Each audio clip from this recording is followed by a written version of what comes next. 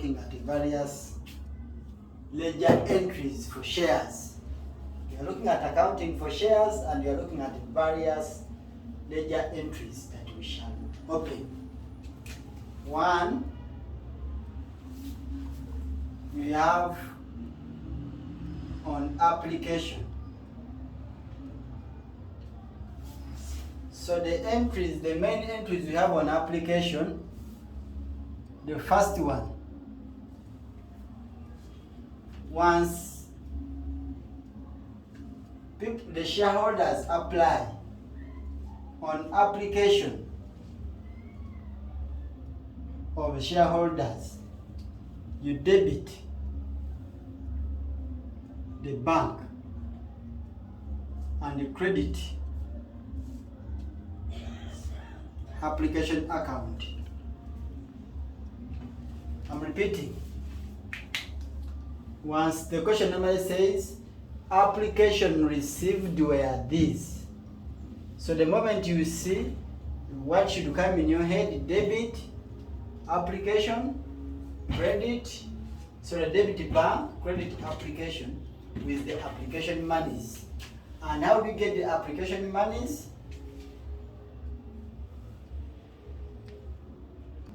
Number of applicants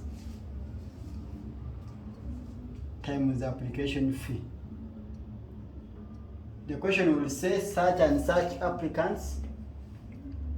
The company received such applicants and they'll give you the application fee, so you debit it. So the second entry, money payable on application in ordinary share capital. Here we debit the application and credit ordinary share capital.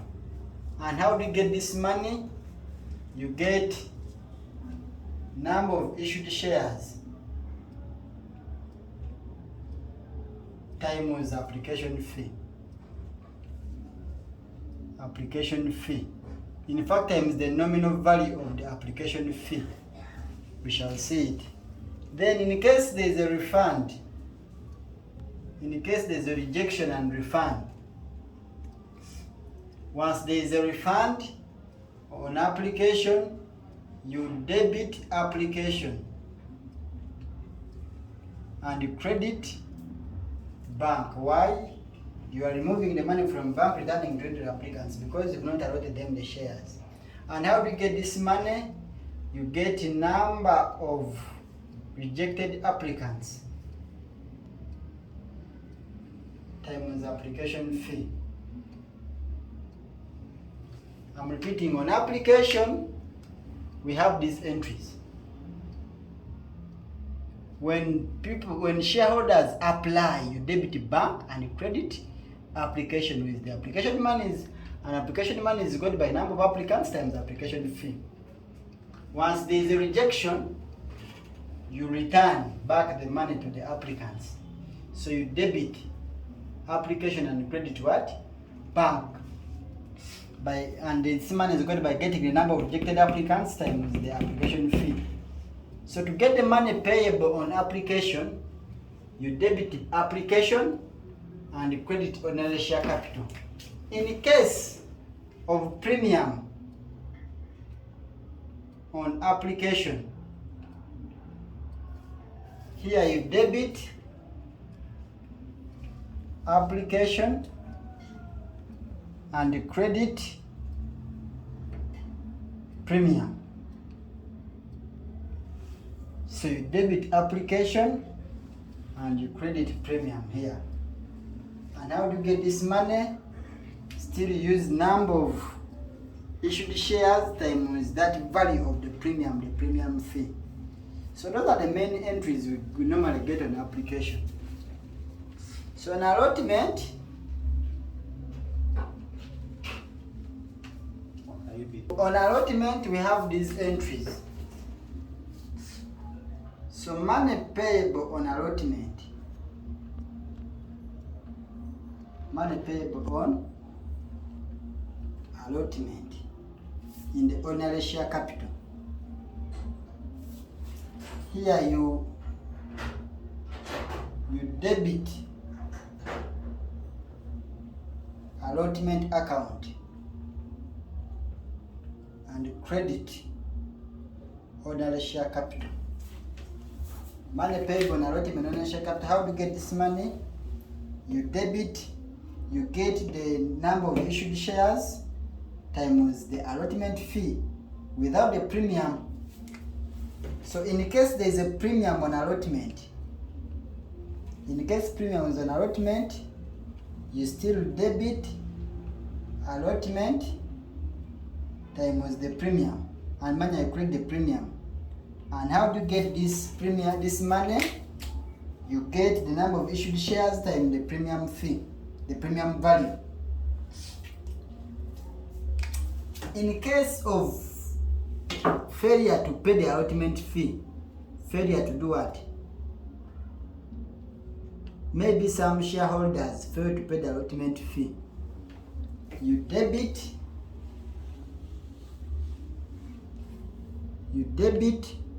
allotment in arrears.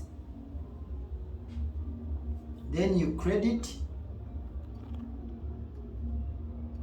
allotment where some shareholders fail to pay the allotment fee. You debit allotment in arrears, then you credit. Then in case you do what? In case, I think these are the main entries we have on allotment. So another one, call. The first one, money payable on call.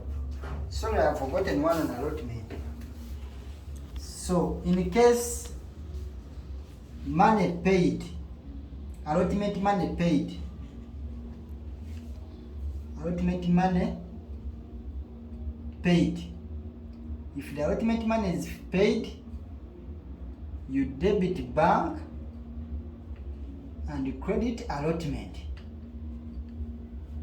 You debit bank and credit allotment. So call money payable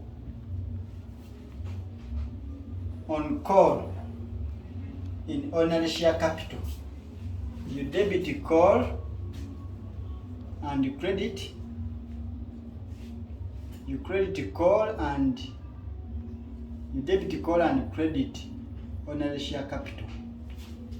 Then in case of one shareholder failure to pay, in case of a premium on call, if premium was on call, you debit premium, you debit call and credit premium. Then failure to pay, call fee. In case there are some shareholders that have failed to pay the call fee, we debit call in arrears and credit call. Then on payment of the call money, payment on call monies, you debit bank and credit call. So in case of forfeiture, the last thing is forfeiture. Where there is forfeiture, whether forfeiture is on call or is on allotment, you credit the arrears account and debit forfeiture. I'm repeating, in case of forfeiture, you debit the arrears account and you credit the forfeiture, and you as well debit the ordinary share capital and credit forfeiture. So these are the entries that must be there. In case there is a forfeiture, you debit the arrears account. Then in the case of reissue, Where there is a reissue, you debit the reissue account, then you credit the ordinary share capital. Then you as well debit bank and credit reissue. As well, in case there is a premium, you debit reissue and you credit premium. So these are some of the major entries that are opened in shares. So the next part we shall look at the comprehensive question, analyzing this and